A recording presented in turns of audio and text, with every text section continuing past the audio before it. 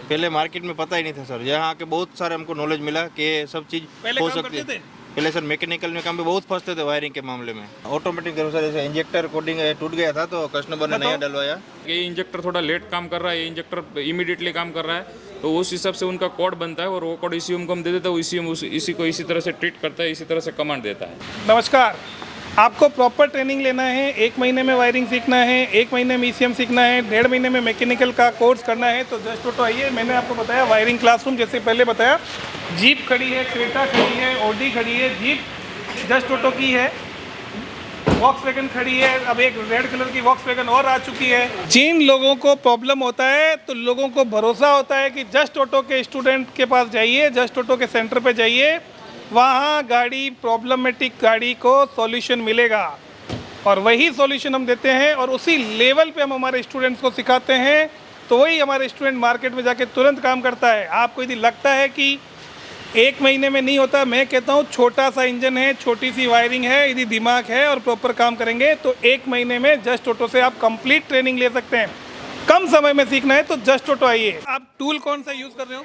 हम X-Tool 90 use कर रहे हैं। X-Tool 90 यूज़ कर रहे हो और इसमें ये कौन सी गाड़ी है? लेटेस्ट गाड़ी है ना? हाँ, लेटेस्ट मेरे ख्याल से 2023 है। 2023 की हमारे पास आई है, गाड़ियाँ आती है जिस पे काम करते हैं।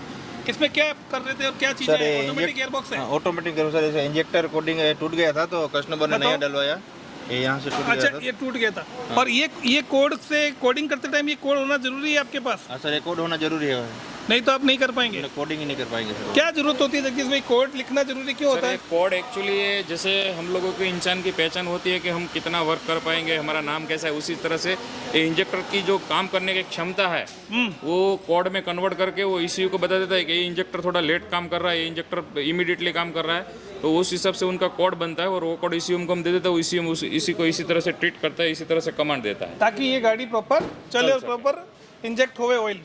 तो अभी आपने कोडिंग किया, कोडिंग हो गया? कोडिंग हो गया सर। अब क्या क्या अभी जैसे इंजेक्टर कोड का प्रॉब्लम तुम्हारे समझ में आने लगा, और क्या क्या प्रॉब्लम आ सकते हैं गाड़ी में? सर बहुत सारे प्रॉब्लम आ सकते हैं जो हमको पहले मार्केट में पता ही नहीं था सर, यहाँ आके बहुत सारे हमको नॉलेज मिला कि ये सब चीज़ हो सकती है। पहले सर मैकेनिकल में काम पे बहुत फंसते थे वायरिंग के मामले में। फंसते थे? बहुत खुद का वर्कशॉप है? खुद का वर्कशॉप है सर। चलाना सीखा। चलो, तो अभी ये नई गाड़ियाँ BS6 हमारे पास तो प्रॉब्लम वाली आती है। हाँ सर। अब आपके लिए नई गाड़ी कौन सी मंगाई है सर ने? कल कौन सी आ रही है जगदीश भाई? BS6 आ रही है कल। BS6 अपना बोलेरो आ रही है। यूरिया डोजर वाली। तो यूरिया डोजर की गाड़ी हमें इसलिए मंगानी पड़ती है कि यदि हमारे यहाँ गाड़ी पड़ी रही तो उसमें सूट मास पैदा होगा।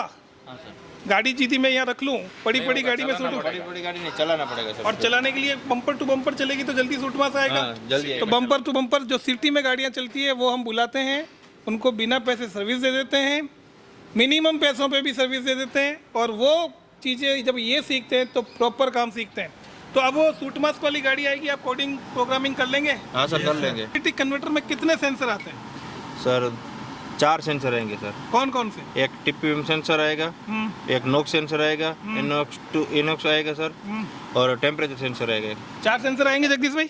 हाँ, नॉक्स इन, नॉक्स आउट, डेल्टा प्रेशर और टेम्परेचर सेंसर। जैसे कि गाड़ी जितनी सीसी की ज़्यादा मैक्सिमम होगी उस हिसाब से टेम्परेचर सेंसर। तो ये सेंसर के जो नॉलेज है वो भी आपको मिलेगा।